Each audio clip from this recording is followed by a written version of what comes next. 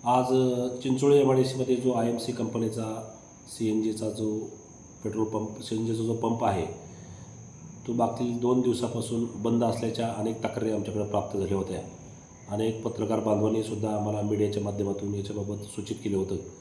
याबाबत माननीय जिल्हाधिकारी साहेबांना आम्ही अवगत केलं होतं. तर आज माननीय जिल्हाधिकारी साहेबांच्या निर्देशानुसार आज सकाळी 11 वाजता माननीय निवासी उपजिल्हाधिकारी श्री अभिजित पाटील व मी यांनी IMC कंपनीचे सर्व अधिकारी व MIDCचे अधिकारी यांची संयुक्त बैठक घेतली व त्यांच्या अडीअडचणी जाणून घेतल्या.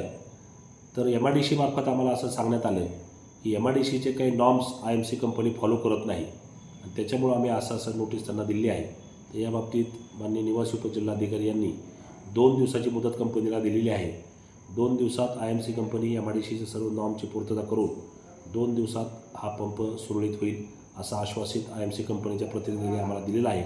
तसंच माननीय जिल्हाधिकारी साहेबांच्या सूचनेनुसार सोलापूर जिल्ह्यामध्ये सर्वत्र व्यवस्थित CNGचा पुरवठा करण्याबाबत आम्ही IMC कंपनीला पुनश्च एकदा सूचना केली आहे आणि त्यानुसार IMC कंपनीने त्यांचा जो इन्स्टॉलेशनचा वाढीव याचा जो प्रस्ताव आहे तो प्रस्ताव दाखल केलेला आहे. त्यांचं महापालिकेकडे काहीतरी NOC पेंडिंग आहे.